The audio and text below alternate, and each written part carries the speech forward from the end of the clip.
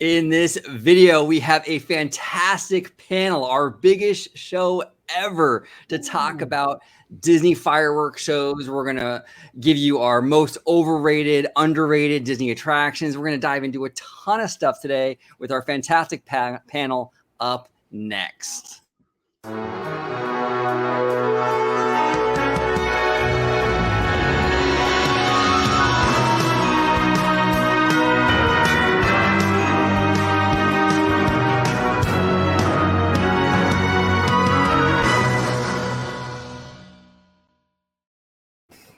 Welcome aboard to another episode of OG 55 for our biggest show ever. We got five people joining us today to talk about a host of topics.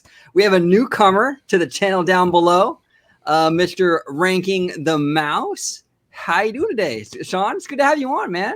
Yeah, doing great. Thanks so much for having me, guys. Been watching you since the OG days, since the beginning. So it's been great to be here. Well, it's our pleasure, sir, to have you on talking some shop with us today. If you could let everybody at home know where they can find you on social media, your YouTube channel, everything. Yeah, so I'm ranking the mouse on everything: Instagram, Twitter, YouTube.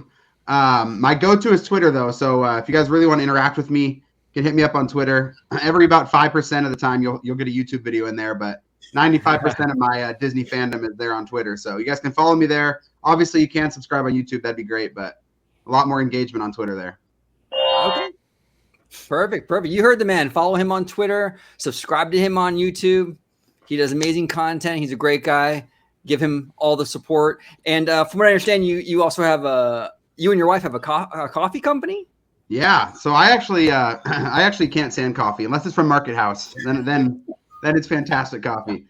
Yeah, my wife's got a coffee company. It's called Barrio Coffee Company. So if you guys are on Diz Twitter, you can give her a follow over there. She's big on there. She just started, so she roasts her beans and sends them out anywhere in the country. So it's great. You guys can check it out. Barrio Coffee Company on Twitter or Instagram. Really great stuff. I know nothing about coffee, so I don't know if it's good or not, but you can check it out anyways. Cool. And I'll make sure to link all this down below, so everybody watching, just click the links for the YouTube and Barrio Coffee and what have you. And Kingdakha is back on the channel. Ka, how are you today, sir? The fan favorite. I'm doing great. I cannot wait. Fan favorite. I can't wait for today. You know, I got all my favorite people in our room, so this is going to be a great, interesting talk. Perfect. Well, it's great to have you on again, Ka. If you can let everybody at home know where they can find you on social media, sir. Of course. Well, if you are not following me yet, please do. Under Kingdakha 92. If you're on Twitter, you can follow me at Kingdakha straight. On YouTube, I do post, or I try to post regularly there. And if you want to follow me on Instagram, it's Kingdakha_92. Do with that information as you will, and it'll be highly appreciated if you do follow me. And he was voted the best looking man on Diz Twitter a couple weeks ago. So definitely worth a follow. Yeah. You know what? Prestigious. And right over here to my left, and if you're watching to your right, is Mr. Freshly Squeezed Dre Vashkai. How you doing today, sir? Doing pretty good.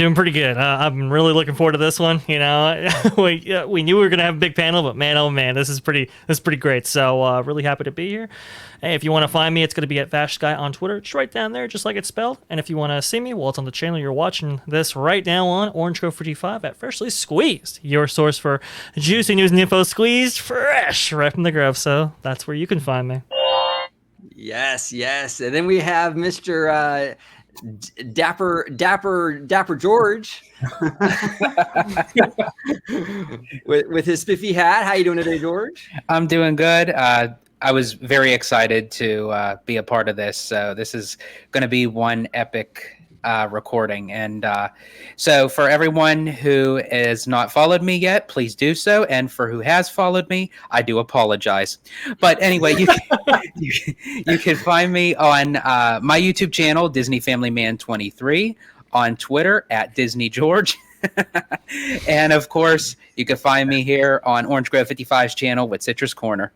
Perfect. And this man, there you go. That's the one. George always goes balls to the wall. That's why we love him. All right. So let's dive into our first topic today. which also comes from George. No relation to this George, different George. George. Yeah, I was looking at that. I was like, wait a minute, I don't remember writing that. One of your drunken stupors, George. Come on. It was a long night at Carl's Jr. before George wrote that one. Yeah. There it is. He's like Moon Knight. He posts and he's sleeping. That's a good reference right there. That's really Very timely.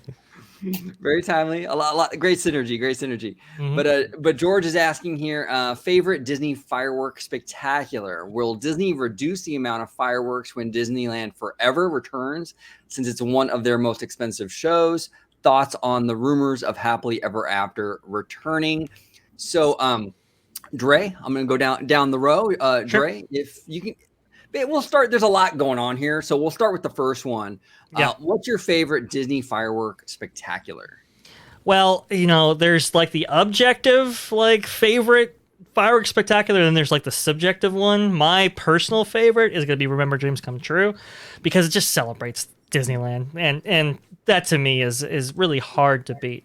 A lot of these other fireworks shows that we've experienced, whether it be at Disneyland Park or any of the resorts around the world, they celebrate like Disney film, their or Disney music and so forth. But celebrating the parks, that's a really nice special one. But I think one of the objectively best ones that we've seen, I don't know. I mean, I'm debating between Paris's previous one before this 30th anniversary fireworks spectacular and maybe Shanghai's fifth anniversary. Both of those feature amazing special effects. The use of projections, waters, lights, fireworks. It's got they've really got the shebang when it comes to effects and dazzling magic. So I don't know. I guess subjectively you can go with those, but subjectively my heart's always going to be with Remember Dreams Come True. Is the Shanghai 5-year anniversary fireworks show? Is that the one with Captain America? He throws his shield and the pyro goes off. Oh, that's dope! I love that. It is dope, isn't it? Oh, it's good. It's good. No, but hey, a lot of people love Happily Ever After too. So you could throw that one in there as well. Absolutely, Mr. Family Man. What's your favorite Disney fireworks spectacular, sir? For me, this is going to be sort of kind of a cop-out, but I have two favorites that are equal for different reasons. The first one would be Wishes, the fireworks show that was before Happily Ever After. It was more so just because that was the fireworks show that I grew up on, and my favorite Disney character of all time is Jiminy Cricket. So he was like the poster of Wishes. So it was that correlation connected with that fireworks show is something that I always look back on, that when I went down, growing up as a teenager, that was the fireworks show. That was the end of all days at at Magic Kingdom. But as far as for Disneyland Forever, because it had such a correlation with Walt and the deep root meaning behind of what Disneyland was all about, and being able to experience Disneyland for the 60th anniversary. And I think Disneyland Forever kind of sums up that original kiss goodnight of where when Walt was there, he wanted a way to kind of give everyone a group hug, so to speak. So how does he do that? He does it with his fireworks show. And to bring it back 60 years later with Disneyland Forever, that's where I have a connection with that also. Cool. And Ka, what's your favorite Disney fireworks show?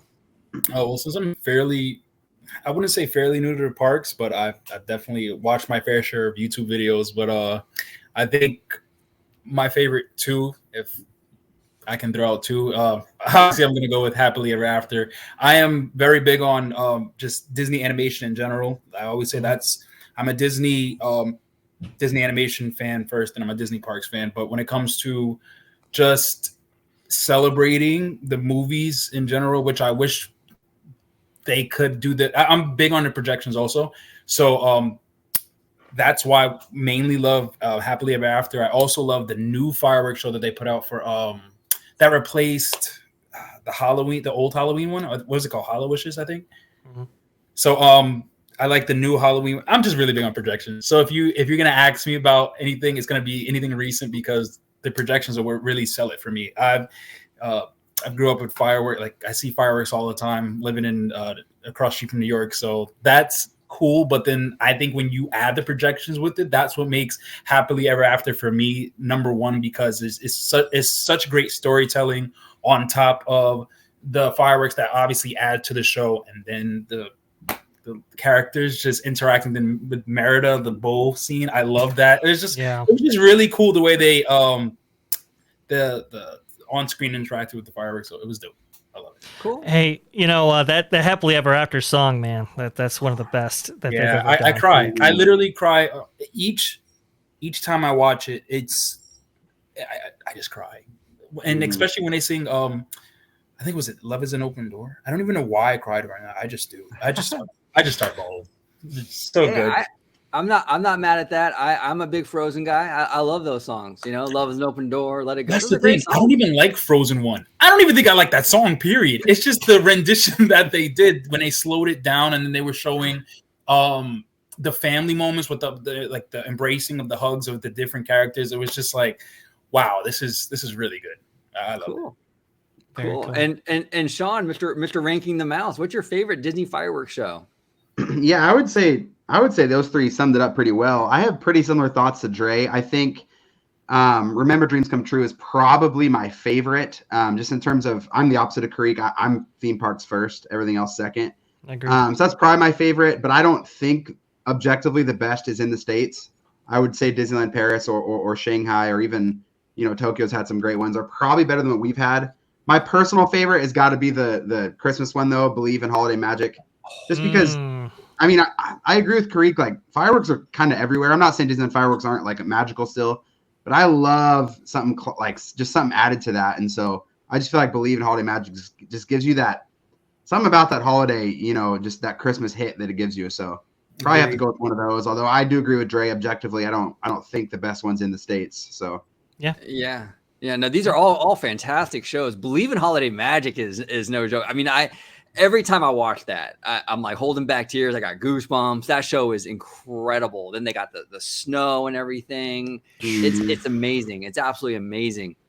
I've never seen Happily Ever After in person because I've never been to Florida. But even on YouTube, watching it on YouTube, it's emotional. So I couldn't even fathom what that show would be like in person. Yeah, absolutely incredible. And but my all-time favorite, it's got to be Remember Dreams Come True. I really liked the creative usage of the pyro, like those comets. They were like wishing stars, but then they turned them into like cannonballs during the Pirates of the Caribbean segment. Just really creative ways of just taking like everyday fireworks really that they use everywhere and turning them into something really, really cool and unique. So that show was really great. I also love Disneyland Forever because the beginning they give a shout out to the orange groves. So, there you go. So on brand. I love that intro. I love that intro. I can't wait to see that in person because like I said, my first time was going to Disneyland was in December. So I can't wait to when I go back to actually see that in person because I watched it on YouTube and I think it was done really well. So I just can't wait to see it in person. There's a video on YouTube that I think it was like Pixie Duster or something who actually I think they took like 5 cameras and filmed it from 5 different angles. I think that's the one I saw. Yeah. That was it. That is pretty great. And if you can, maybe go down Main Street a little bit because that Orange Grove segment where they just surround you with those projections on those facades and they make you feel like you're in an Orange Grove. It's pretty amazing. It's pretty incredible. So it's hard to I heard. I'm sorry, Kadrog. I heard that now I lost my train of thought. I heard that the projections in Disneyland when it comes to down Main Street are way better than the ones that they have now for Disney World. So I haven't even seen the one at Disney World because people are telling me don't even like for you don't want to see it. Don't even. It's not even close. No, way better. Don't even. Yeah. Wow. Yeah, Ka, if you love projections, you're gonna love what they do on Main Street and that Orange Grove intro. It's beautiful, man. Like the blossoms, the orange blossoms turn into like these big oranges. It's like all around you. It's an incredible scene. Absolutely incredible. Yeah, I think. it is. Oh, sorry, Dre. No, go ahead. Sorry. Well, I was This gonna say, I is think going to all happen these a are- lot. I think these are all great shows, but I mean, they're all second fiddle to the two we have now, Enchantment and Mickey's Mixed Magic. I mean, those two can't be beat. So. Well, Wait, what are you speaking of? I've never heard of those in my life. I do love me some you know, that kind of stuff. Yeah, for like 15 minutes, it's great. Really If I wanted to do that, I'd just go right over to my neighbor's house. They're doing that like right now.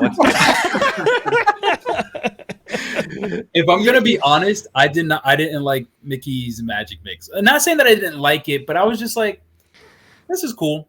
But I don't think it was anything special. That reminded me when I saw it in person. It kind of reminded me like what they used to do over at DCA with the Mad Tea Party and electronica type of style. Like that it didn't fit right in Disneyland Park.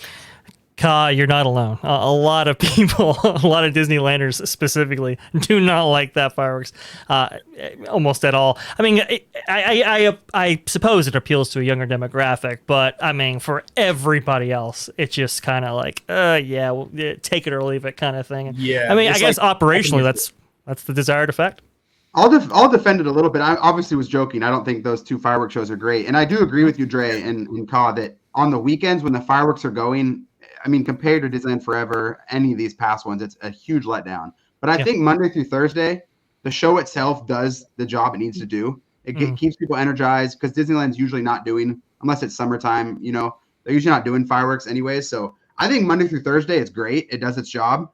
Yeah. But it's a pretty big letdown on the weekends for sure with those fireworks. Would you be adverse to like a different, like, I don't know, a different show that, I don't know, features maybe a different tone, a different music that maybe can live, I don't know, outside of just a pyrotechnic show that maybe could replace Mickey's Mixed Magic as that thing that plays on the weekdays? I mean, do you think it'd be operationally possible to do a different show on the weekdays versus weekends? Because if so, that'd be a fantastic idea. I think they might be doing that initially with Disneyland Forever, right? When they bring it back, they might have Mickey's Mixed Magic in the weekdays, and in the weekends they might be doing Disneyland Forever when they can actually have that pyro, and then they'll do a nightly thing, a couple, I think, weeks into it or something like that. I think you're right. I'm not sure they're going to tweak Mickey's Mixed Magic, but if they did, I mean, that'd be a fantastic idea because it is a few tweaks away from being a solid show. Well, and Sean, you're right. I got to defend it a little bit too. Like, it's the thing with Mickey's Mixed Magic. It was really kind of perfect for what it was designed for. It was really like just a big birthday party for Mickey, and in that like kind of sphere, it's perfect. It accomplishes that. It's just like this dance party for Mickey. It's fun, you know. But the issue is that it just kind of the birthday. I think his 90th was like 2018. I mean, I'm sorry, no, 2018. It's been a while. I mean, it's kind of overstayed its welcome a little bit, you know. I'm sorry, based on the age of Mickey Mouse, I'm sorry, that show needs to go back into the retirement home. I'm sorry. It's for me, what I would have loved to see, because it had to do with his birthday, I would love to see the history of Mickey Mouse. Yep. Like incorporate like of how the transition of how he was in Plane Crazy and Steamboat Willie, and then it goes to The Sorcerer's Apprentice and Fantasia, all the way up to the new brand of Mickey Mouse. I think that would have been a better correlation. But in a way, I do understand like to have it as like a party celebration. I just don't think it just fit well in Disneyland Park. I think like if they were to incorporate that type of style of a show, I think that would have been better at DCA. I agree. Yeah. I would agree with that. Yeah. I can't agree with that. Look, I mean, I operationally, like Sean said earlier, I think it does do what it's supposed to do. I just think that it could do it maybe even a better way, with maybe new formats or maybe a tweak of the current shows that we have. But I would definitely agree with doing a rotation because it keeps everything fresh instead of, you know, saying, oh, this is going to happen day after day, night after night at the same thing. I think it'd be very refreshing to kind of switch up shows. I 100% agree. Yep. 100%. Now, to the second part of this question, George is asking, will Disney reduce the amount of fireworks when Disneyland Forever returns, since it's one of their most expensive shows? Now, Dre, I'll start with you. What's your prediction on this? Do you think they're going to cut back? Almost assuredly. I mean, they've cut back on every single show that they've brought back so far, and some of that is not even motivated by cost, not necessarily. Some of it's motivated by just supply chain issues. From what I understand, they're having problems with shells, getting them in on a frequent enough basis in order to provide the kind of entertainment that they're used to. I guess things are still affecting China as we speak. There are still big ferries or whatever on the coast of California right now with merchandise waiting to get onto port. So those supply chain issues are having kind of an effect on this. We just heard recently, actually, Walt Disney World was testing out shells. Late night or whatever, and some of that has to do with that. They're trying out new shells that are a little bit more sustainable for them to actually keep up their effects and so forth, and switch out pyro. And honestly, we've seen this before, even with Remember Dreams Come True. Remember the whole Big Thunder Mountain segment that used to be there, and that was cut, I think, like 2 or 3 years after that show debuted, because those specific pyrotechnics were very, very expensive. So I would almost assuredly they're going to change this out. We saw it with Happily Ever After. I think we might see it with Disneyland Forever as well. And one thing that really makes me mad, and I don't know, maybe I'm just being insensitive, but like I don't know, I haven't heard of it a lot lately, but for years you always hear like of the residents around the resort, like people living in the Anaheim area. They kind of put pressure on Disney, like, oh, the fireworks are going off every night and it's too loud. I'm like, come on. You move next to Disneyland and you're going to be mad that there's fireworks. It's not like this place has popped up overnight, Yeah. For all those people complaining about that, you have the flip side of every business and every Airbnb rental, every restaurant. They're pushing the exact opposite. They're pushing more and more fireworks, because the more they can advertise that, they can jack their rooms up by $50. They can jack their Airbnb up by $100, by saying fireworks view. So I'm sure the city of Anaheim's getting feedback on both sides pretty heavily. Yeah, 100%. No, I mean, we saw that new hotel open up just across the way from Disneyland, right? I think it's the Westin. Yep. And they have a fireworks viewing platform right up there that I believe you have to make reservations for or whatever. But those are becoming features and assets as in part of the proximity of the Anaheim area. So, yeah, we have. I mean, I'm not going to speak to historical accuracy of this, but there's now 5 rooftop bars within the Anaheim Resort, non-Disney. And I'm pretty sure there's only like 1 or 2 a couple years ago, because you had the Radisson Blue that just opened in 2020. They added theirs. The Westin just added theirs.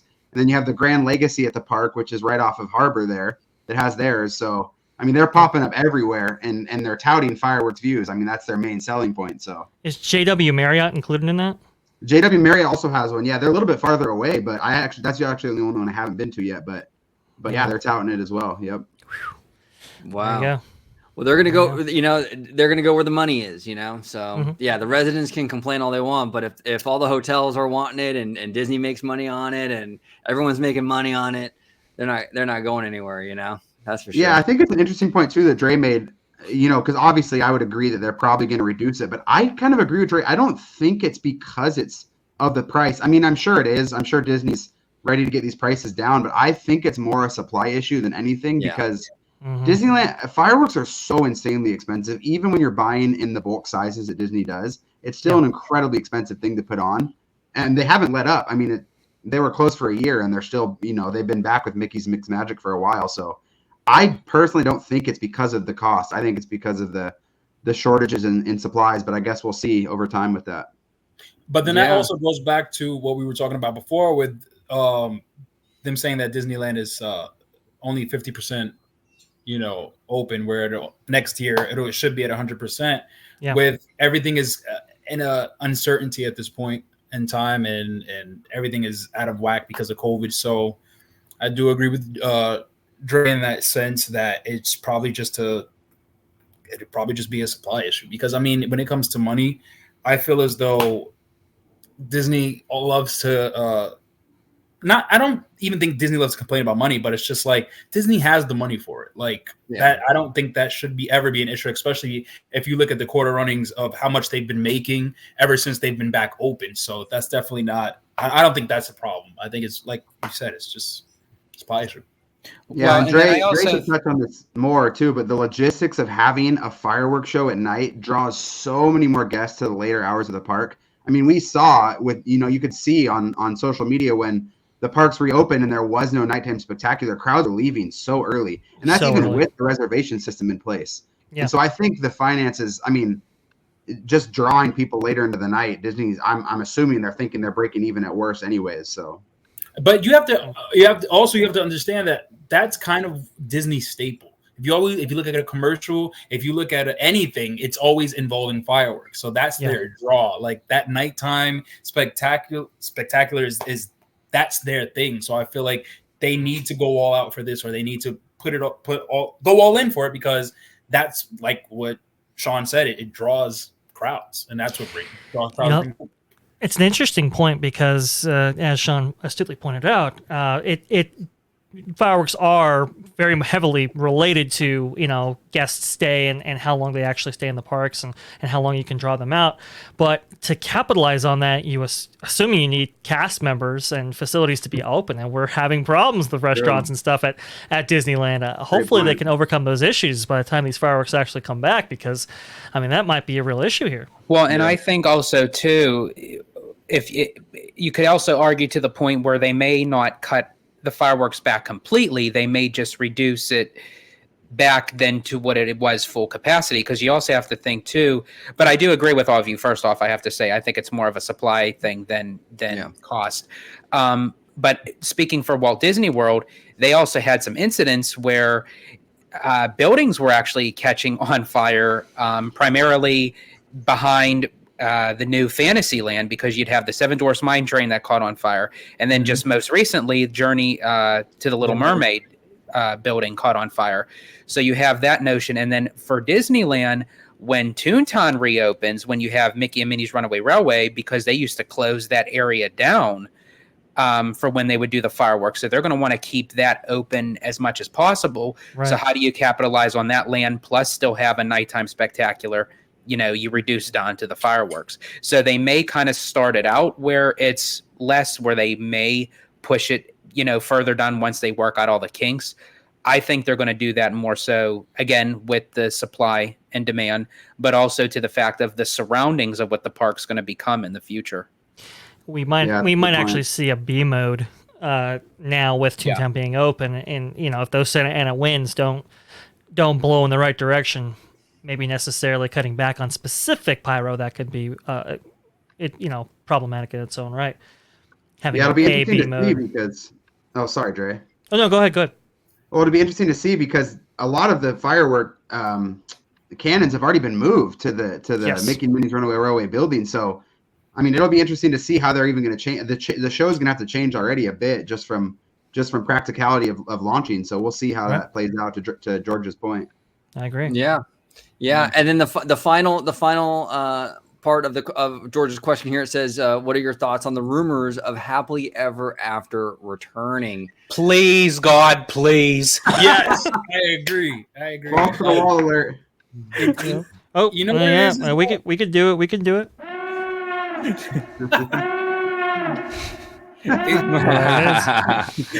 Yep. No, go ahead. No, go ahead. Take it away. Well, no, I could almost assuredly say they'll be bringing Happily Ever After back. It's just what I'm hearing internally, what I'm hearing, even people who I converse with frequently on Twitter and so forth, they're telling me it's just Enchantment right now is not moving the needle in the way they wanted. And Happily Ever After is definitely one of those shows that just appeals to a broader base. It has more acceptance, and it gives the better Kiss Goodnight. It gives the better kind of feedback from guest experience and so forth. I think most assuredly it's coming back. The question's really when, not if. Enchantment is like, you talk about a kiss goodnight, that's like kissing your second cousin twice removed. I mean, dude, it's Oh, this is the best night of my There he life. goes. There he goes again. Wait, hang on, hang on. Funny. You're so We need a George After Dark alert or something. right. Yes, folks, we only have high-class stuff on this show. There you go.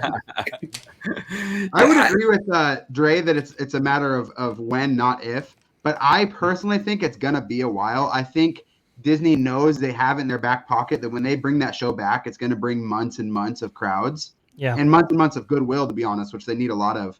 Oh, I think they're absolutely. gonna let Enchantment play out until the end of the 50th, and I think that announcement that Happily Ever After is coming back is gonna keep their 50th crowds, if not even higher, just from that announcement alone. So I think it'll happen, but I think it's going to be until the end of the 50th. Well, I'm actually gonna, unfortunately, as much as I really do love, I'm gonna disagree. I feel like Disney's not gonna. Well, no, actually, no. Let me reiterate that. I think Greek's questioning which cousin he's going to kiss right now. That's always correct. I'm gonna keep this family friendly. Anywho, because I don't think that they're gonna. I don't think they're gonna backtrack because I don't know. I just don't feel like they will. As much as people love it, they're just a part of me feels like they're just not. They're not gonna go backwards. But I mean, if they do, I'll bite my tongue, and hope I'd be happy about it because I really do. Like I said, I love Happily Ever After, and that's literally one of my favorite shows. But maybe they're gonna go on to create something better after Enchantment is over. And I mean, especially with Encanto blowing up the way it did, they're definitely gonna try to add that into the show. I mean, even if they do bring back Happily Ever After, they could throw Encanto in there and kind of like switch it up and change it up, and they'll present it as that, like new additions, new scenes added into the projections, because I feel like that would definitely be a crowd pleaser, especially as big as Encanto is right now. So can I propose a question to you, OG, and Dre and George too? Sure. Because we've heard that Enchantment was kind of Chapek's baby, right? Enchantment and Harmonious were kind of his babies. Yeah. If he doesn't get extended, does that change the future of Enchantment? Or if he does get extended, vice versa, would that change? I think so. I mean, look, I mean, yeah, there was talk that those were his babies. Like, I remember it was funny. I was laughing so hard because I think it was Harmonious. He was like talking to the Imagineers and they were brainstorming or something. And he says, do a concert. People love concerts. It's like, okay, but we're in Epcot. Like a Disney concert is great, but in Epcot though, I don't know, So it's like, it's just kind of funny, but that was like his kind of brainchild, that his kind of thing. So I think Sean, I think you're onto something. I think that if he leaves, you're not going to have the, like, I'm sure the next guy or next gal, whoever's the CEO, they're not going to be advocating for those shows like Chapek would be, because he was more involved with that. So it's a possibility, absolutely. But on the flip side, though, Chapek's a data guy, and if he sees that the data, like the numbers aren't good for these new shows, he might even do it himself. He might say, hey, you know what? I'll go where the money's at. Happily Ever After is where the money's at. We'll do that. So we'll see. I do Is agree the data with higher than the ego for him? The what? I'm sorry. Is the data going to be more priority than his pride, than his ego? That's a good question. That's a good question. Yeah. That's why I think, I echo what OG said. I think like if he, as the data shows, if it's a flop, which I'm sorry it already is, but if he actually comes to realization that it is, he may want to change it. But I do think it's very interesting, Sean, that you had mentioned, because I didn't really think of it that way. Because if they do bring in a CEO, whether Chapek's time is up or not, when February 2023 comes, they may get someone in there just wants to shake everything up, and it's like, you know what, let's take what was handprinted from Chapek and let's just like redo the whole notion of what these shows are about, because clearly Enchantment is his baby, but I'm sorry, Harmonious is his bowel movement, because that's like just this. I'm sorry, it's like these floating things in Showcase Lagoon. It's an eyesore. I'm sorry. That is one big pile of shit. There you go. Oh boy, George with all the hot takes today. This is amazing. Look, from my perspective, I think it all depends on how much priority that the new CEO would place on those individual shows themselves. It might just be, hey, look, keep them right there. They're a bigger fish to fry. Come back to them when you get around to them. It was very interesting to see Steve Davison kind of like go back and be like, oh yeah, this wasn't really my thing. It was kind of JPEG's thing. He won this, kind of thing. I've never quite seen that before, so that was kind or of they may actually keep Harmonious, but they may have to just do something to tweak it, because again, you could only, to get the full immersive experience of what the show was supposed to be, you can only get, I believe, from 3 pavilions, and I believe it's the UK, China, and Italy, I believe. The best views. Yeah. I mean, they're gonna have to alter the show, and I think Encanto's going to be play a really, really big role in that. It's interesting timing because Chapek's up for his contract's up February, right, of 2023, and the 50th ends in March of 2023, April. So just intriguing timing, really. It is. Yeah. That is interesting timing. Because it seems like the consensus is that the 50th is, well, maybe not a full flop. I mean, for sure not to expectations, and so. I mean, if they keep riding this out and Guardians and Tron don't give it the boost that they're hoping numbers wise, that's going to be they could tie in together. So I think they might. I think Guardians might kick some things off. Then you ride that momentum into Tron, and then you ride that momentum maybe in a happily ever after, restoration, just like in the scenario you kind of outlined there, Sean. Yeah. Wow, that's interesting. Yeah, it's gonna be interesting to see how it all pans out. I'm so. Like, not to digress too far, I mean, but like to kind of piggyback off of like what Sean was talking about, like with Chapek, I'm so curious about that. Like, what's going to happen with that contract renewal? Like, because he's not having a good year at all, to say the least. And it's kind of funny how it's kind of segueing that way. Us as Disney fans in the Disney community, normally we're like, oh, what's going to be the next big attraction? What's going to be the next popular ride, or what's going to be the next box office success? And now we're just sitting back and it's like, what's going to happen with Chapek? Who's going to be the next CEO? And it's like, man, the tables have sure turned. Like of what's going on within the Disney community. Yeah. Yep. It's interesting. And I'm sure we'll start to see, hear rumblings soon in regards to that if he is going to be on the way out or whatnot. But we'll see. I know the fan community would be happy if he left. I think there's a lot more understanding of the lacklusterness of the 50th when COVID was a big deal. But ever since Disney is, whether you think this is good or not, they're acting as, COVID doesn't exist anymore. Obviously, we still have the realities of supply and staff shortages, but outside of that, in terms of, distancing, all that stuff, that's gone. And so they kind of don't fully have that excuse anymore. They obviously still have staffing and supply shortage excuses, but even that's going away with the cultural program coming back in a few months. And so I just don't know how much goodwill is going to last with the lacklusterness of the 50th. I'm telling you right now, I mean, I'm looking at like TripAdvisor, reviews for some of their hotels and stuff like that. And a lot of people are like, oh, they're using COVID as an excuse to not do this or not do this, not do this. I mean, that sentiment is already out there and it's gaining momentum. We're just going to have to see. It's going to be quite interesting. Dre and I were having a conversation when we were doing another recording, and I had brought it up to his attention that Orlando International Airport is now removing all the 50th anniversary props and signs and banners and everything. So I thought it was kind of interesting that, being that the celebration's technically not over yet, but yet the airport's removing it. Well, it needs to be over. It needs to be over. They could end it in October or the next birthday. They could have honestly. I do agree with you with that. I mean, it could have ended after October 1st, just that day, and no one really would have blinked because not me. It was honestly it was like literally a merchandise chaotic day.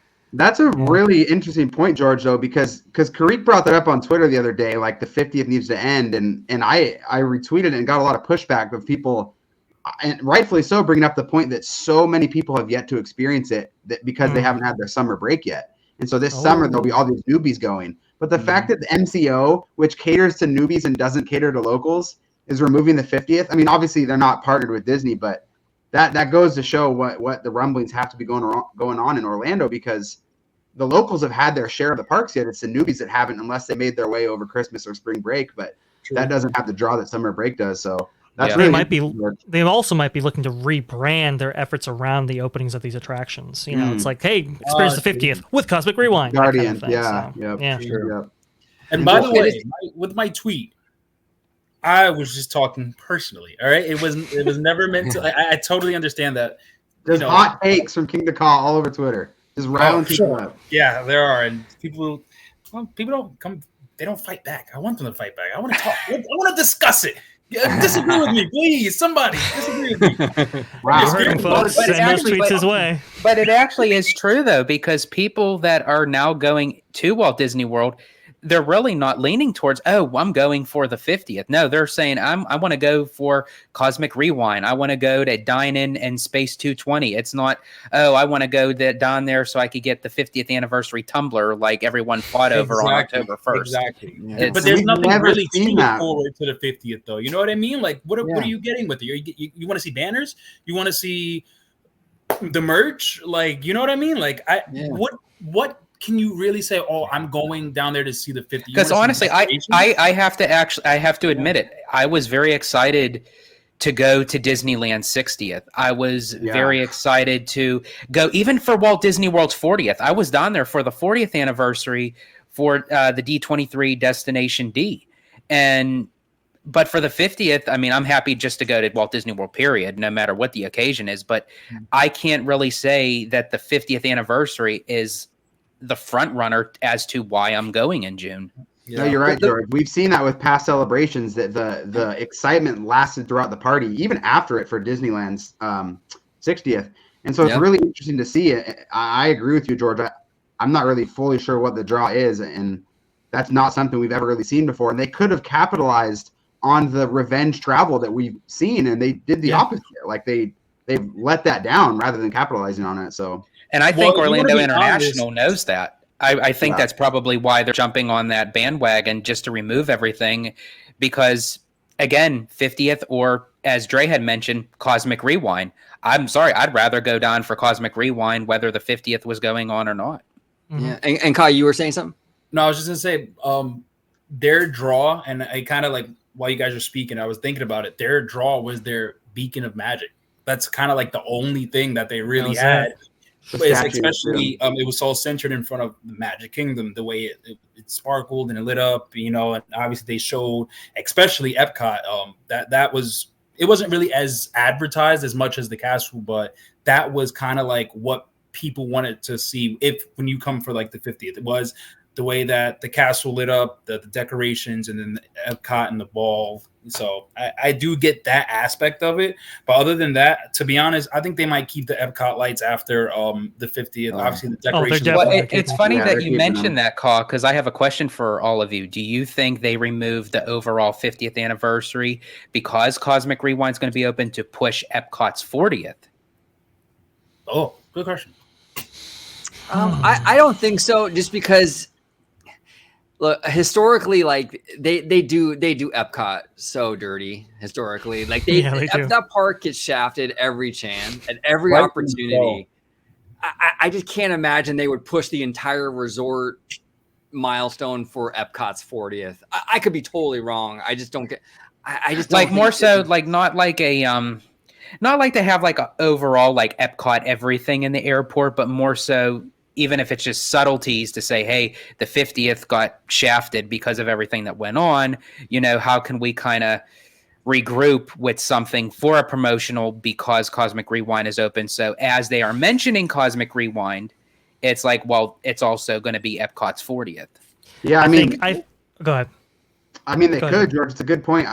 I would normally agree with OG that they wouldn't, but the fact that Epcot has been the biggest benefactor of the 50th, I mean, you have Ratatouille, you're getting Guardians. You have the beacons of light on Spaceship Earth, which is unanimously praised as the best part of the 50th. I mean, unanimously. So yeah, Epcot has really been the biggest benefactor. Obviously, unfortunately, they didn't get Kite Tails, which sucks. But besides that, they've been the biggest benefactor of the 50th. So that could be true. Can I ask a question though? Have they done that for any other park? Like, have they kind of like advertised that specific park's anniversary in the MCO.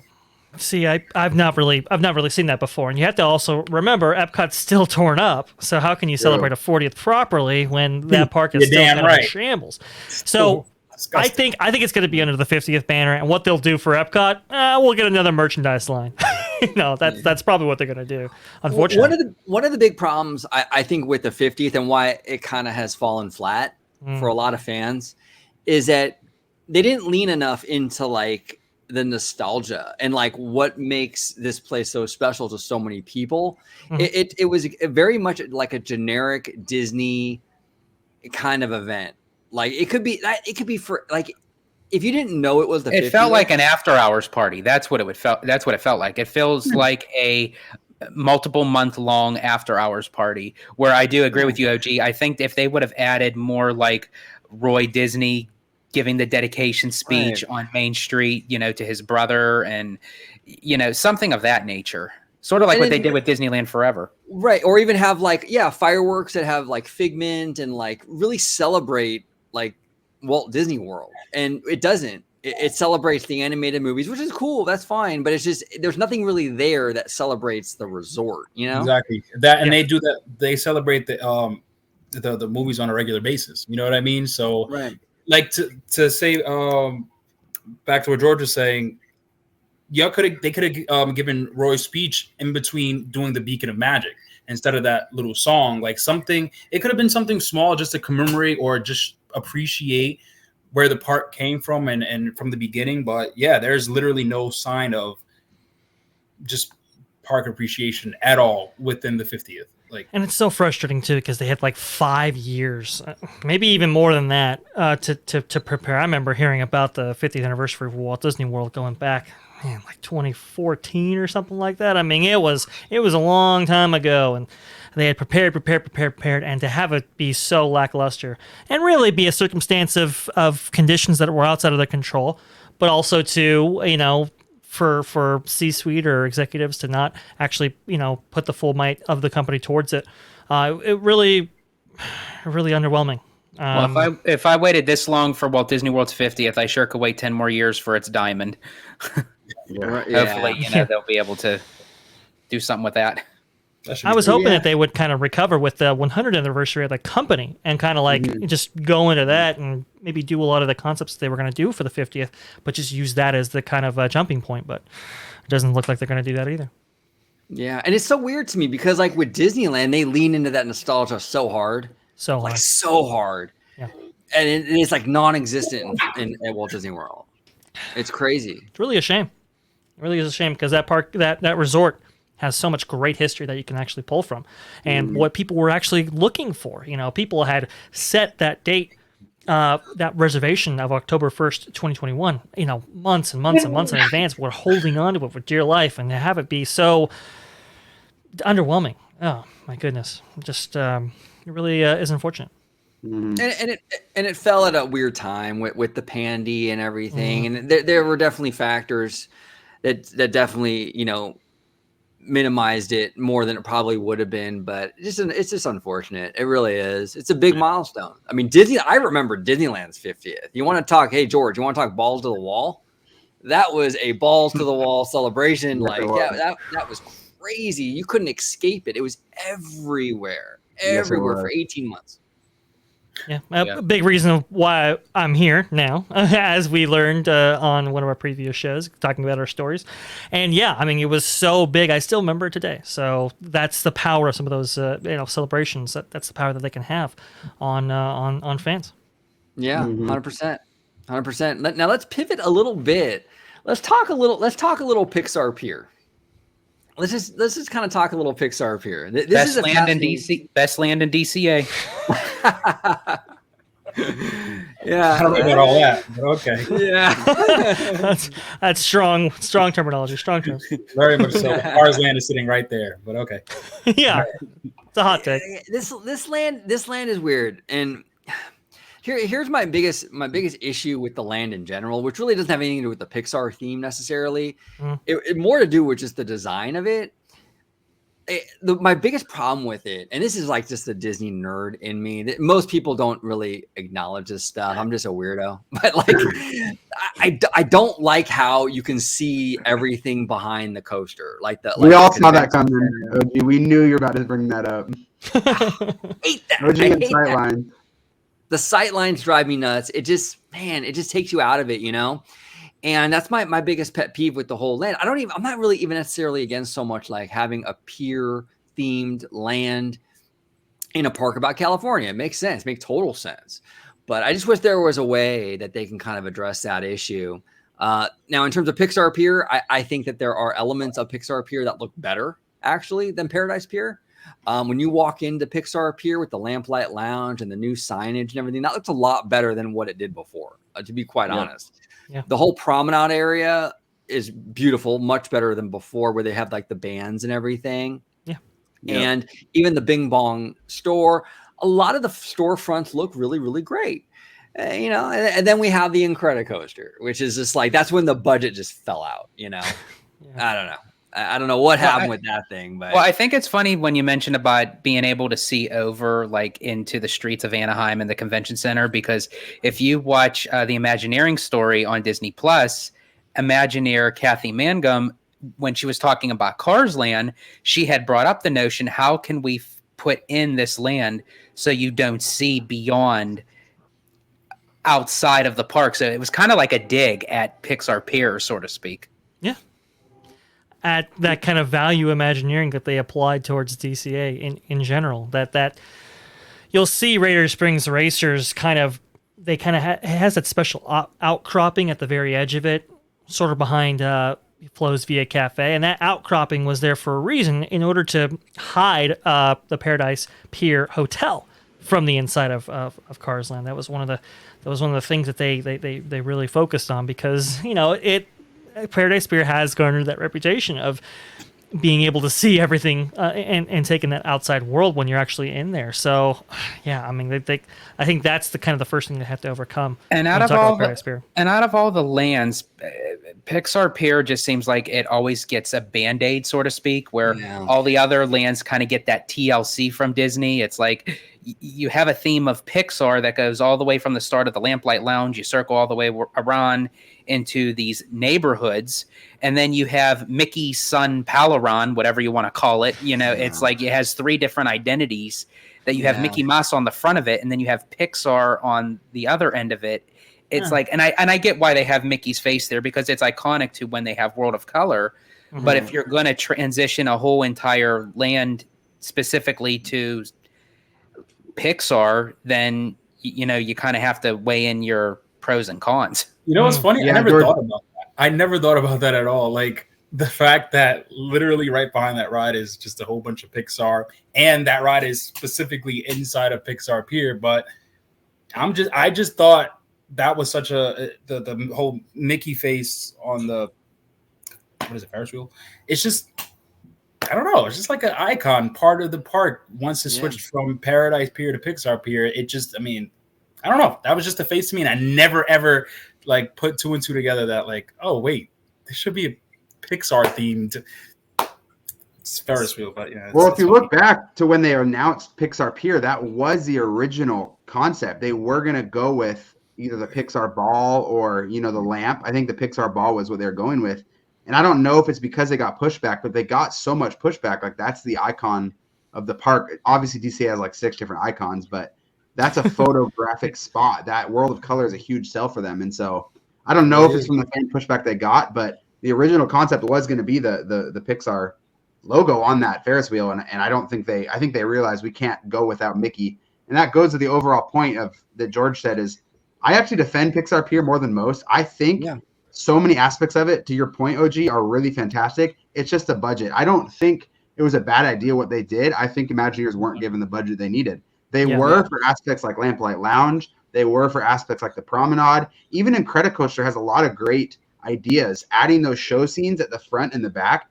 Every time people engage in the Screamin' versus Incredicoaster debate, nobody brings up that they added show scenes. Like, that's a big deal for a coaster. And I'm not talking about the tubes. I'm talking about the Edna Mode house at the start and the end. Like, that's a big deal for that coaster. Obviously, they ran out of budget. Jack's on a stick. You know, the tubes don't work that great during the day. They're great at night, but they're not great during the day. And so obviously they ran out of budget. But to OG's point, Pixar Pier in itself is not the problem. They had great ideas. They just weren't given the budget that they needed. Yeah, there's a lot of elements there that were really improved upon from the original Paradise Pier. You know, they fleshed out a lot of those buildings, and it looks pretty good. Like, yeah, just if they just had a little bit more budget, like to your point, Sean, I think it could have been really, really top notch. It'll be interesting to see if they get an influx in budget once that hotel starts bringing in money. You know, obviously, who knows about the Toy Story retheme, but if/when they retheme that hotel, or even if they tear it down for DL Forward, I wonder if that'll tie into the budget. Obviously, the hotel and the parks budgets are separate, but it'd be interesting if they throw some money the parks way, the Pier's way, once that hotel is starting to bring in more cash. Has anybody seen that they're now in the process of constructing an entrance just for Paradise Pier hotel guests into Pixar Pier? That's a very interesting development. Saw that rumor finally. It used to be there. Correct me on the dates. 15 years ago, early 2000s. And 2001 when the park opened, it was there. Got rid of it. Yeah. Well, because they got rid of it because Grand Californian had to add their DVC wing to that hotel, and that took up that space. Okay. Yeah. Yeah, because that's a huge selling point. My wife and I stayed there a month ago, actually with Creek, I and my wife. I had one bed, and Creek and my wife had the other bed.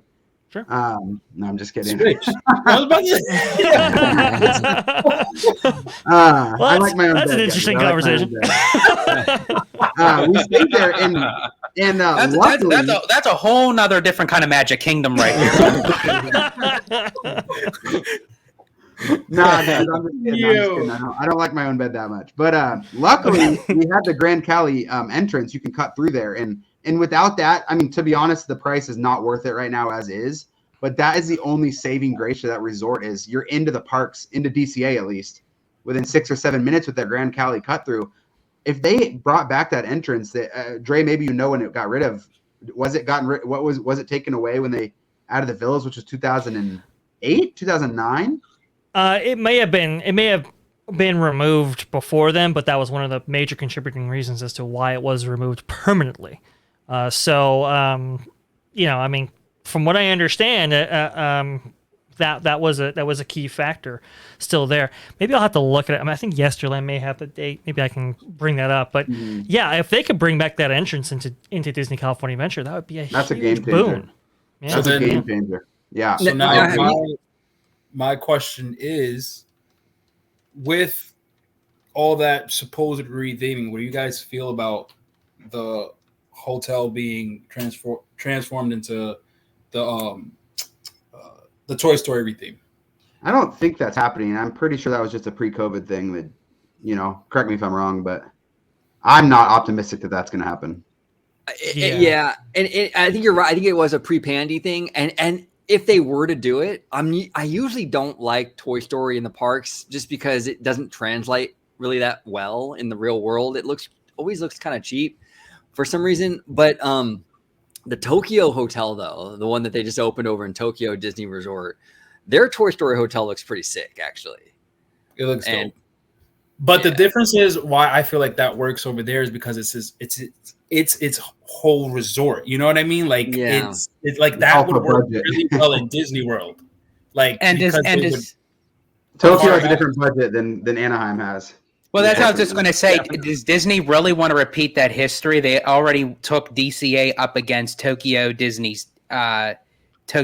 Sea, and now they're going to go up against Tokyo's Toy Story Hotel, as opposed to that cracker box that it was showing in the concept art of what the DCAs would have been. Yeah, I don't think that's happening. Personally, maybe it still does, but whatever the future of Paradise Pier, it's obviously the future is not Paradise Pier. It's obviously something else, whether they tear it down for forward or whether it gets a reskin until then.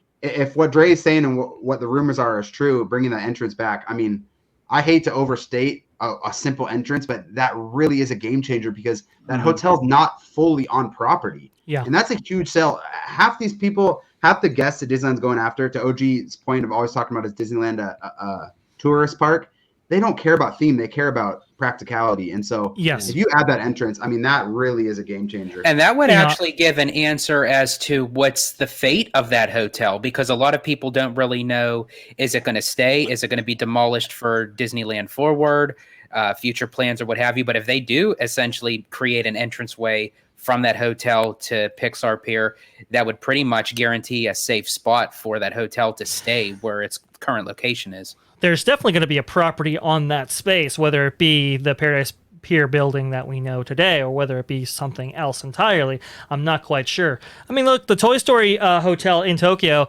like the outside's pretty atrocious, but the inside's actually pretty cute and actually is well done. It'd be kind of interesting to see if they, utilize a lot of those concepts for Paradise Pier Hotel directly, or, I mean, I'm in favor of getting rid of it entirely and building an entirely new building, but that's besides the point.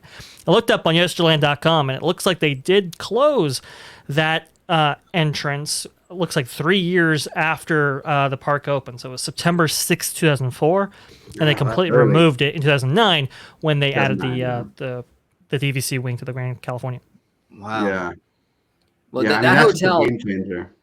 Yeah, that is. That's a huge thing. Yeah, looking at Because TripAdvisor, right now a lot of people say that. Yeah, because you're paying. I mean, it's priced at high, moderate, low, deluxe. Honestly, from Florida, I mean, it's if you can get it under 300, that's a steal. Normally, it's 455. And I mean, obviously, that's absurd for the type of hotel you're getting. Mm-hmm. But Disneyland just doesn't. The resort in general doesn't have the capacity right now that they need the rooms, and it's supply and demand. If Disney's not filling those rooms, they're not going to be charging that. And so, but that's a game changer if you add that perk. I mean, that's a huge perk if that comes. Well, also add into the prospect of World of Color coming back. Yeah, And that's another big thing that can also interact with that. So yeah, I 5 do minutes agree. to a top-notch show. I mean, that's a huge selling point. And obviously, once Forward comes, I guess I'll say if Forward comes, but I think it's coming. Yeah. That property's only going to get more and more important. And so, to Dre's point, do they tear it down and build a better, bigger hotel there? I think they have to add more rooms before they do that, but we'll see. It's interesting. The Disneyland Tower, DVC Tower, might play into this as well. Yeah, because that hotel has always been on Disney's mind of like possible removal, because look, Disney's all about the IP, and it long before Bob Chapek. Bob Iger was all about the IP too. For them to opt out on retheming that hotel, even like in a half-assed way to Pixar, says a lot, you know? I agree. One little caveat in all of this is I guess they're redoing the pool right now. They are. So that's like why would you throw good money after bad? Maybe Exactly. they feel that it's gonna hang on for a little bit That's more. what I was telling Sean before, because he was all like, they're gonna tear it down. I'm like, why would they already? And they're doing like a big overhaul of the pool area. Like it's not something light. Like they're going all out apparently. And I'm like, they're not tearing this down. We had a long debate. Harik and I had a heated in-person debate on this. We did, and they're not tearing it down. They're gonna retheme it, and I think it is in dire need of an upgrade. And I mean, between almost every single room, the outlets, they don't even have like a USB outlet. That's how unupdated it is. But they're not getting. I don't feel like they're getting rid of that. They're not gonna knock it down because one, on property you have one hotel. Unless they build other ones, and then they're gonna then they can tear that down after they have new ones built. But as of right now, that's staying, and it's going to get rethemed.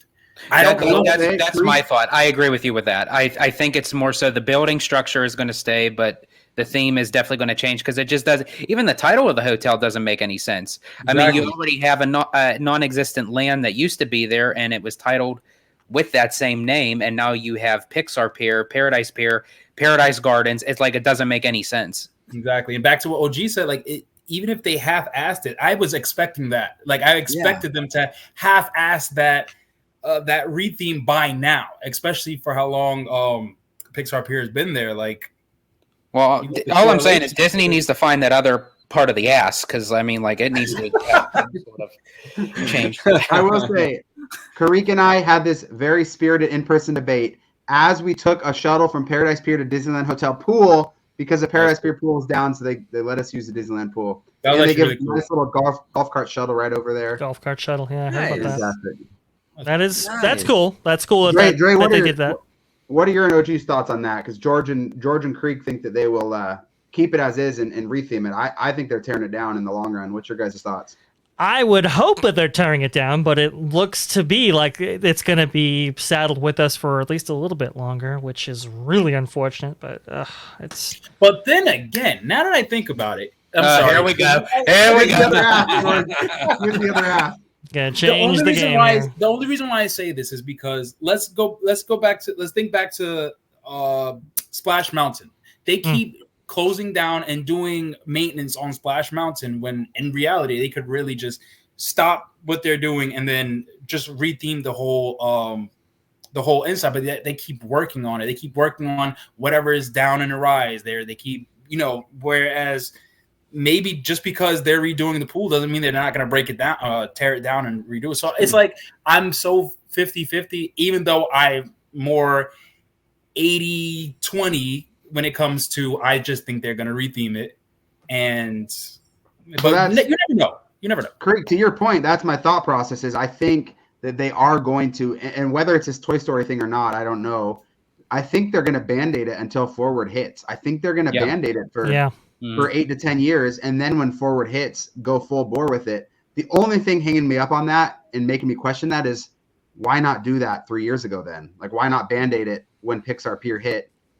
Unless they didn't know what was going on with Forward and they want to confirm Forward first. I don't know. I do agree what you're saying, Sean, and I echo that notion to the fact, and I think more so they're going to hold it back even more because once Disneyland Forward comes through, I mean, for me, as I said, I'll never say if, I'm going to say when, that they're going to work on the Eastern Gateway first out of everything, out of like the bigger part of that project. Yeah. And then I feel Paradise Pier will come secondly. Well, and the issue with that hotel is how it's positioned. See, this is the thing. It's like if they're going to retheme it, they don't really even have that many themes to choose. Like it has to be Pixar almost, because otherwise it's going to make no sense when you're inside the pier. Yeah. I just don't care. I think there's room. People say, oh, it's a corny theme. It doesn't need a theme, or the beach theme is great. I agree, but there's room for a family-friendly hotel. You see how popular the values are. Obviously, they're popular because of the price over at Disney World, but families like that. Kids like that. The Grand Cali is as deluxe as it gets, and I'm sure kids love it, but kids would just as much freak out over corny little toys. And we as adults might not like that, but families are searching that out, and Disneyland, the resort, just doesn't have that right now. And so unfortunately the price is going to be what it is, and that's going to hold it back, but there is room for that theming in the resort. I think the theming, previously, I think for like if we're working by the Walt Disney World standards, we think level of theming and detail work and stuff like that is commensurate with price, but the supply and demand issues in Disneyland and Anaheim are much, much different. So I think they might lean into kind of a kid-friendly hotel, but price it very similarly to like Disneyland Hotel, for example. And that's just what it is. So I can definitely see them doing that. The architecture of that building is so foul. It's so bad. It really is. And that pool area is, I can definitely see why they're redoing that, because that is atrocious. Like that is not anywhere near standard. So you get off the elevator and the ceilings are like 7 feet tall, and you're like, this feels like I'm in the 1980s still. It's really, really weird.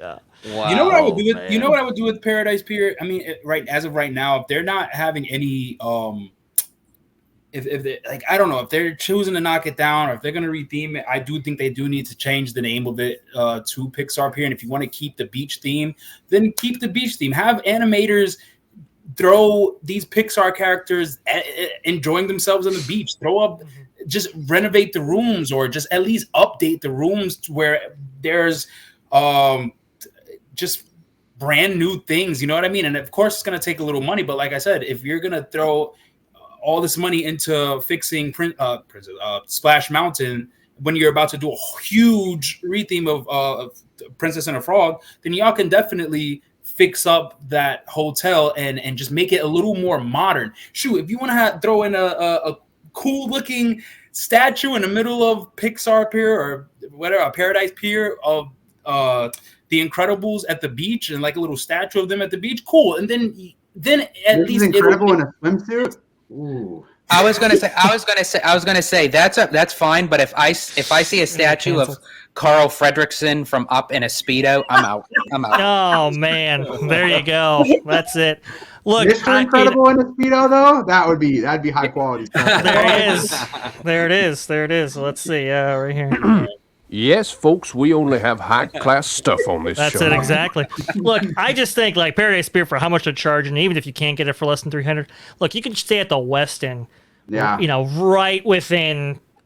I mean, you could throw a rock at it. It's so close, and you can get that for like what, $269 or something like that. I'll be The there next accommodations week are incredible for that price, and it's not that far away. So they got to do something here. And if you look at the other two Disneyland hotels, Disneyland Hotel and Californian, you can look at them and you can identify them and say, this is the Californian Hotel, this is Disneyland Hotel. Where if you're on Harbor and you're driving down and you see it, if someone wasn't familiar with the Disneyland Resort, they'd have no idea what that hotel was, if that was even a Disney hotel or not. Yeah, I think it was Marriott. I'm not gonna lie, it looks like a Marriott from outside. So yeah, I'll be at the Westin next week. I've never stayed there, so I'm excited. And Creek was supposed to be joining us, but unfortunately he called out, so he will not be giving a review. You got to tell me how that is. Yeah, that looks amazing. When you get back, I'd love to have you back on and do like a review of your experience, man. I'm really curious about that hotel. It looks really, really nice.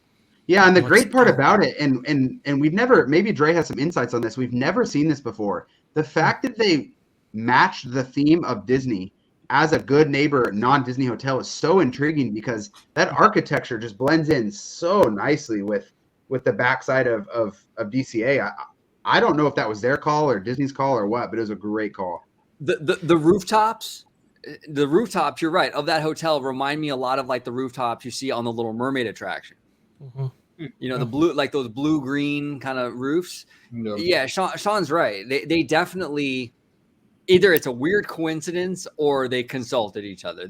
It's too close. It's too close. Now I really had to have consulted. Now, being that you mentioned the Little Mermaid really quick, I just wanted, because I had had this conversation with Dre as well.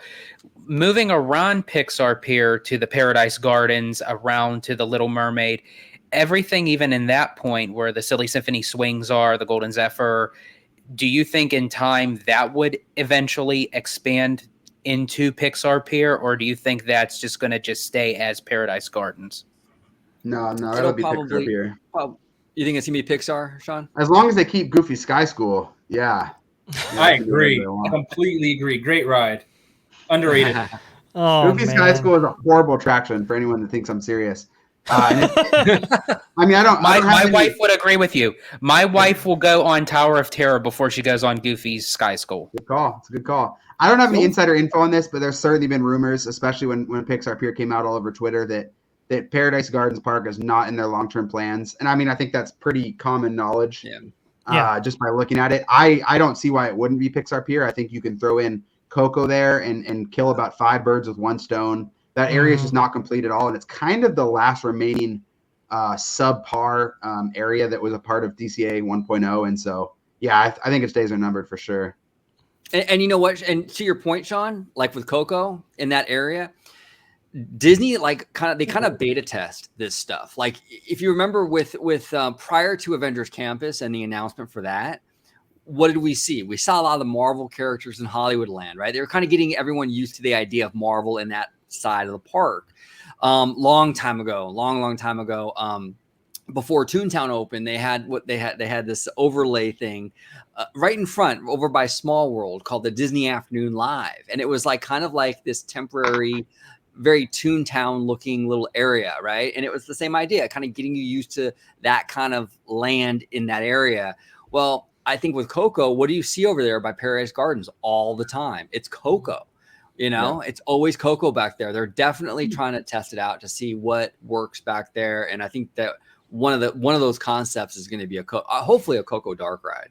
I think I think would be a huge boon to that area for sure. But where would that area and the backside of Hollywoodland are really the last 2 areas where I think it's pretty clear Disney's going to do something. I mean, you can tell they're not finished, and so I would say it's a matter of time, more so what's going there rather than. I'm gonna have a lot of like hate tweets and mail on this, but I think if they were to do something with Coco, and I think because of the storyline of Coco, I really think in time I'd say take out the Little Mermaid, and you'd have that whole entire show. But yes, as I said, I'm gonna get the hate tweets on that one because for I gotta me, go, guys. Thank you so much for having me on. I gotta go. Hey guys, You can't be part of this at all. Oh my goodness! Especially going to Walt Disney World's Little Mermaid, it fits so well because of the overall theme with the new Fantasyland. To me, having the Little Mermaid right across from Pixar Pier, I mean, I get it because of the seaside shore. I get that. But to me, it was a good promotional at the time because you had both rides back to back. They were transforming DCA from 1.0 to 2.0. But I think if they were to complete that whole circle into Pixar Pier and they were going to remove the Little Mermaid anyway, that's where I would put Coco. Well, Little Mermaid doesn't take up that much room as it stands right now. You could have a bookend attraction right next to it and take up maybe Goofy Sky School and so forth. And I think it could still work even there. But go ahead, OG. No, I would just be heartbroken if we got rid of Mermaid, though. Like, Mermaid, for me, I'm a huge fan of Howard Ashman. I love what he did with those films. Mermaid, Beauty and the Beast. I love his work in those films. It saved Disney animation. Oh, man, it took us so long to get a mermaid attraction in the first place. I would just be heartbroken if they got rid of it. But George is right, though, too, in the sense that it doesn't really – it's surrounded by Pixar. So it's like it's like the same dilemma. As I said, now I do love the Little Mermaid ride. Don't get me wrong. I just think the placement of where they put it, just to kind of again band-aid the fact that we need to put something popular in DCA because we have to draw people in. Okay, we're making a Little Mermaid ride in Florida. Let's put it here. I actually think the Little Mermaid ride would benefit actually Disneyland Park. Yeah, I think I agree with that because I do think it is out of place in a sense. Like even going there for the first time, I'm like, I'd choose the one in Disney World over Disneyland only because the setting just fits. Just fits. Yeah. But to Dre's point, I agree with you guys. Long term, I don't know if that's the correct answer, but high capacity dark rides, I mean, that's a premium for DCA. And so I think that ride's going to stay for a little bit. That's a hugely popular ride and it eats crowds like crazy, which is so important. If you ever are at DCA when Mermaid goes down, I mean, it's noticeable. I mean, that ride eats people. There's so much room, to Dre's point, between Goofy Sky School, Seaside Souvenirs. You have that whole Paradise Gardens Park area, which if you don't go back there, it's a big chunk area. You have all that seating area and the grandstand where the bands play, and there's bathrooms back there. And then you have Zephyr across the way, which doesn't take up that much space, but you could fit a queue there. I mean, I think there's enough room to put Coco. So do you think they'd remove the Golden Zephyr, the Jumping Jellyfish, and the Silly Symphony swings, or do you think they'll keep those but just kind of retheme them to Pixar? I think Jellyfish and Zephyr are done very soon. I think they need to go. I think it needs to go. Swings will probably be around for a little bit. And remember those. I mean, Zephyr, I think it's like any winds over 10 miles an hour. That attraction's down. So that's kind of an issue for them operationally. Jumping Jellyfish, you could maybe move to another location. I think that's a possibility. Or something. 100% yeah. Theme with an email or something. Maybe better incorporate it into Pixar Pier proper. But it's quite interesting. You know, the Omnimover style, the Omnimover version of Ariel Undersea Adventure actually came from an idea that Bruce Gordon had for the replacement of what was it, CircleVision 3D, 360 back in the day, right? It eventually became Buzz Lightyear Astro Blasters, but the idea was, well, let's make an Omnimover out of this Little Mermaid property. And then instead of having you enter on the Tomorrowland side, enter from the Fantasyland side. And that was kind of an idea percolating for a while. They readapted that to the versions that we have now, but that's kind of where the origins of those things took place. Not to digress too much, but Sean, you mentioned about the Westin and how it was themed to Disneyland, and maybe there could have been a partnership there. Westin's parent company is Marriott, which Marriott already has a partnership with back in Walt Disney World with the Swan, Dolphin, and all those kind of things. So there could have been there could have been something there, but I haven't had it confirmed, but I'm sure they may have worked out something. There probably was. Now, to our final topic, which this is a fun one. I think this is really fun. We're gonna go over what we think is the most overrated attraction, and it can be anywhere: Disneyland, Walt Disney World, whatever. But we're gonna go over what we think is the most overrated attraction, and what do you think the most underrated attraction. So I'll go down the row. Dre, we'll start with you, sir. Underrated, overrated. Okay, this is gonna be controversial, guys. Here we go. Controversial. It better be. Yeah. I mean, this. I don't know if it'll get me canceled as hard as George, but I'm going to be right in line there. Overrated.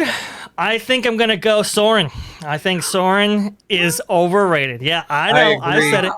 I think that's my answer. Preach.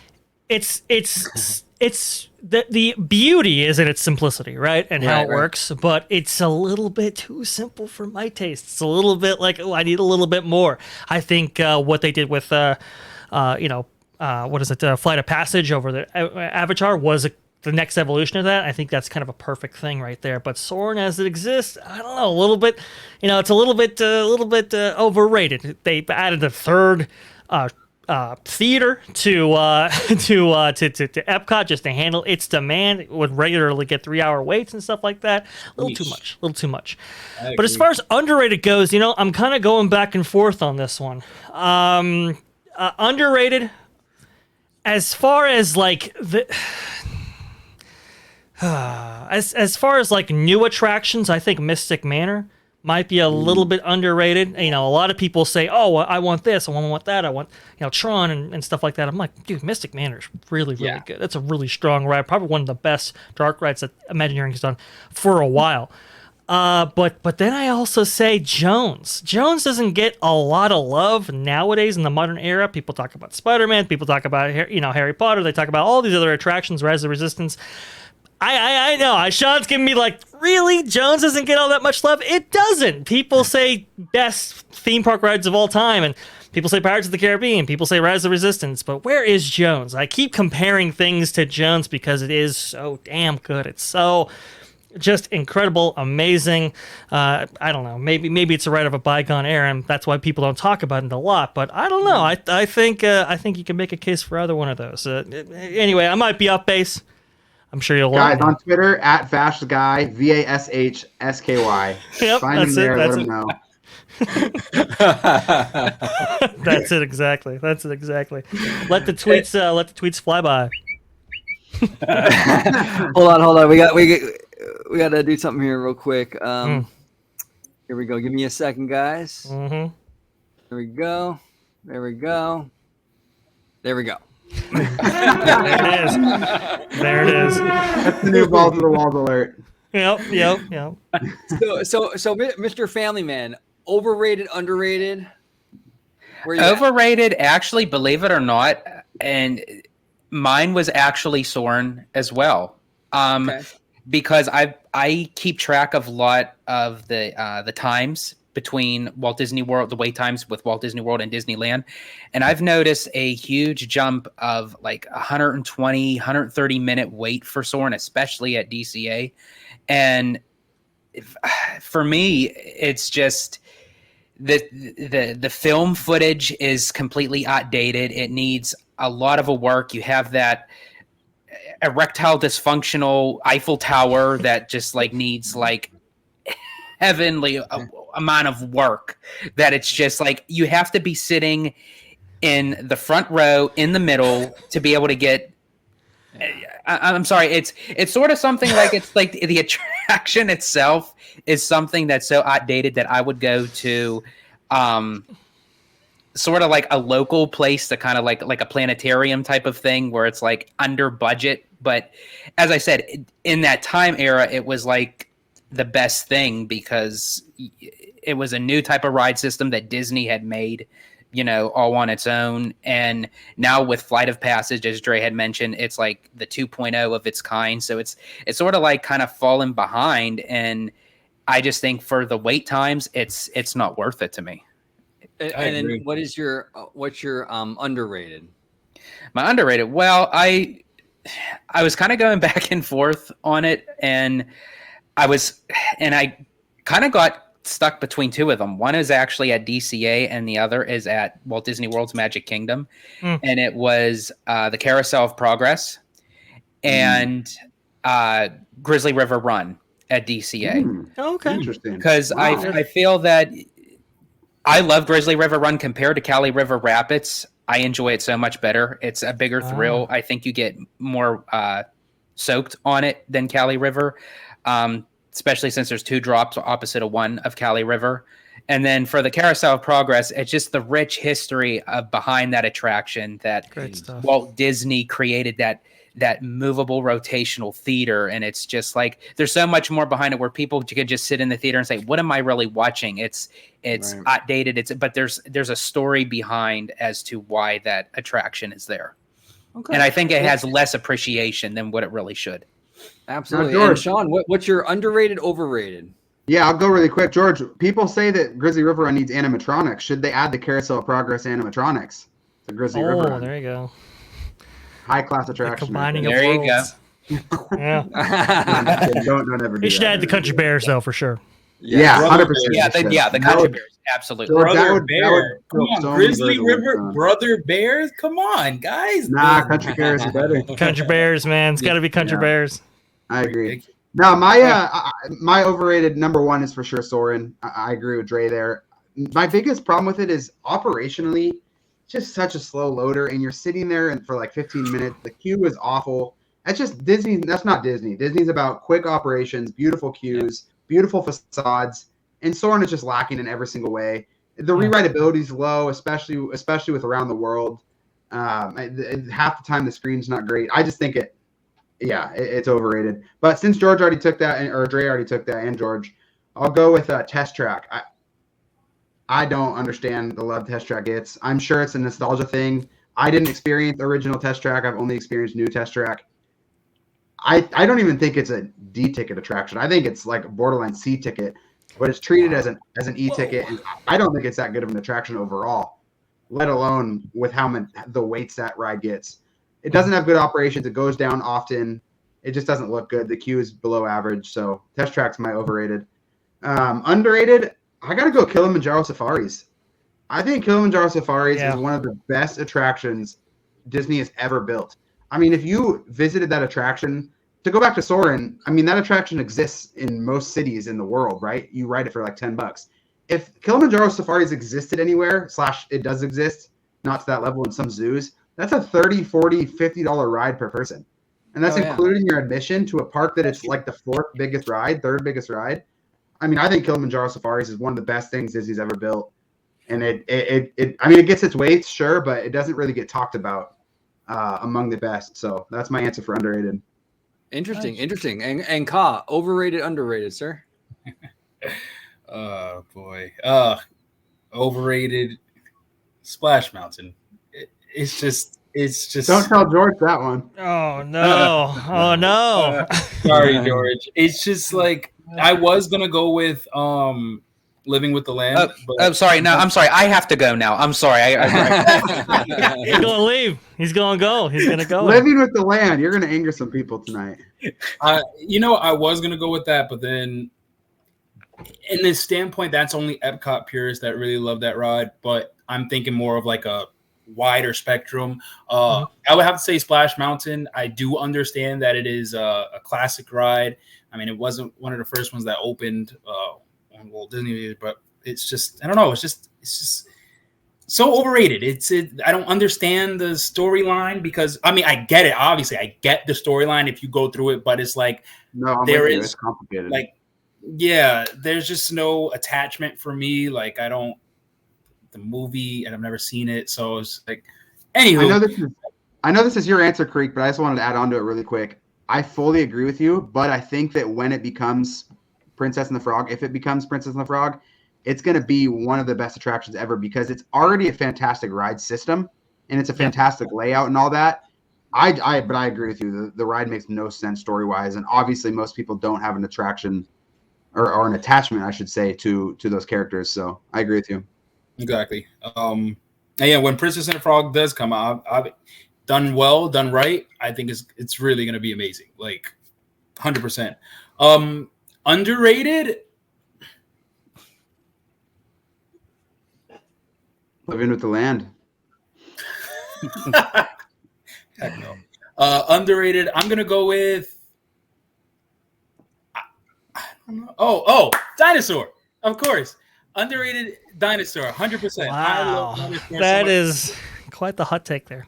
And you're Golly, absolutely right Greek. because it's literally it just I don't know. It's immersive once you step into the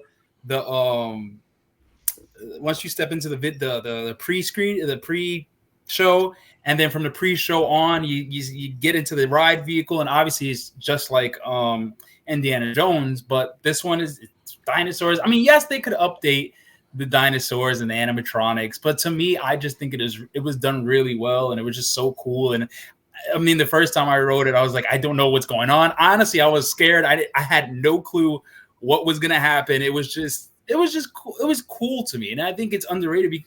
But it's like if they worked on it enough, I think it could be a really great ride. But they don't show enough love to that ride in terms of updates and things in that nature. But that is my And you know what, Cobb? You're absolutely right about that because it's great subject material, the dinosaur theme and all that. And it's really sad that Disney has sort of forfeited that whole genre, whatever, of dinosaur to Universal. I mean, that's such a Disney thing. You can really really dive into, and they just completely abandoned it. Unfortunately, they can Well, do so especially much with because that of the theme. entrance to Animal Kingdom. I mean, when that park first opened, they were heavily into adding the facades and the marquee and the signs that add dinosaurs and dragons, because dragons was supposed to be originally part of Animal Kingdom with Beastly Kingdom, and they still to this very day have the signs where it shows the dragon. At the front part of the turnstiles and also on the Animal Kingdom welcome sign, and yet there's no dragons whatsoever in the park. OG, you've done a couple videos in the past, I know, on dinosaurs. I think it would be a good one because it's actually pretty crazy how much Universal has knocked out of the park their dinosaur IP. I mean, obviously it's just based on Jurassic, but Jurassic World overlay at Hollywood and Velocicoaster at Islands of Adventure are two of the best attractions that have been done in any park over the last 5 years. Whereas Disney hasn't updated dinosaur in 10 years. Yeah, they have the Dino-Rama at Disneyland Railroad, but that's about it as far as Disneyland goes. It's pretty crazy how opposite the companies have gone in terms of dinosaurs. But I feel like I'm sorry. Go ahead. No, I was just gonna say it's sad because the subject material is really awesome. Actually, they were. I'll try to send. I don't have it with me, but I'll send it to you guys through the DMs. There was actually concept art from a long time ago. I think even pre Indiana Jones Adventure that the Imagineers wanted to retheme Adventureland at Disneyland into a dinosaur themed area. There's art. There's artwork for it and everything. It looks really really dope. But go ahead, Kyle. I'm sorry, sir. No, you're good. I was just basically saying. I feel as though the reason why they don't give enough attention or love to dinosaur on that whole area back there is because the movie isn't as popular anymore. And it's kind of like, well, this is a ride that we need to kind of cement Animal Kingdom to make it, fun and more lively. So we're just going to keep it here as is, and we're not really going to update or do much with it. But that being said, there could be a whole reimagining of that area with what do you call it? What is that area everybody hates? Dinorama. Chester and Hester's Dinorama. It doesn't even need to be talked about. Just you can forget the name. That's perfectly fine. but that's starting to make me wonder if they're really gonna just do something complete, like a complete overhaul of that whole area. Because, like now thinking about it, they don't touch. I mean, they just got rid of a ride over there, and then Primeval World. Like you said, they don't really. It's do funny you anything. bring that up, Creek, because they're recently Disney confirmed that they would be making an announcement about Animal Kingdom. I don't know if it's confirmed. It might still be a rumor, but they're going to be making an announcement about Animal Kingdom soon. So a lot of people are assuming it's going to be in regards to Dinoland. So we'll see. We'll see. And I'll close it out with, my overrated. This is probably going to be an unpopular one. Might not surprise you guys. I don't know. Maybe it will. I'm going to go with overrated Incredicoaster. The Incredicoaster. I just feel like Okay, It's look, great it's a being on this great panel for this 1 coaster. week, guys. It's one of the best coasters on earth. Yeah, Go but ahead. it's like it's just there's a few things that for me kind of work against it. Mm. It's ugly. It's so super ugly. It's And, very- and like I mentioned earlier, with we can see through it. Big pet peeve of mine. I don't know. I Rusting think it's pretty bad, too. overrated. You can put a fun coaster in any amusement park in the country, in the world, but Disney, I don't know. I expect a little more, and I just think that one in particular, they could have gone with the Pier theme and kind of give us like you look at Midway Mania, right? It's Pier themed, it's Midway, but it's like it's a fleshed out experience. That one, I don't know, just doesn't do it for me. So that's my overrated. Underrated, I'm gonna go with Grizzly Peak. I love that attraction, and I love how when you get in your raft, you're bonding with the people in your raft, and you're laughing like like oh haha, you got wet, I didn't, that's a fun ride. That's a really really fun ride, and I feel like a lot of people the only overlook thing that I wish with Grizzly River Run is that I wish they would make the rafts just a little bit bigger. Because as you had mentioned, which I do, you do get a bonding experience. You have fun with the people you're in, but it's like you're so jam-packed close to people that you're almost afraid that you come off and you get somebody pregnant. I mean, that's how close you are to these people. And it's like your mouth has been crazy today. Wow, it's normal. 18 plus only, everybody. 18 plus only for tonight's episode. Well, on that note, we're going to be closing out today's show, but we're going to go through the panel real quick. I'll start with you, Sean. First time on the show, and definitely not your last. We will have you on again. I want to talk to you about the West End review. I want to talk to you about Universal. We have a lot to dive into, so you'll be back for sure, and we're going to dive into a ton of stuff. If you can just kind of remind everybody at home where they can find you on social media, sir. Yeah, Ranking the Mouse on everything. YouTube, Instagram, Twitter. Most active on Twitter, so follow me over there. We got great combos, but yeah, you can find me on YouTube too. I don't do any in-park stuff, anything like that, just all rankings. For some reason, that's how my mind works. So if you like to rank things and it's Disney Universal related, check me out there. Twitter, YouTube, Instagram. Perfect. And thank you so much for coming on again, Sean. And I'll go down to Ka, if you can let everyone at home know where they can find you on social media. Well, thank you guys so much for watching this video. As I said before, I am Kingdakha. You can follow me at Kingdakha92 on Twitter. And if you want to follow my YouTube, it's just straight Kingdakha, like it's spelled right there.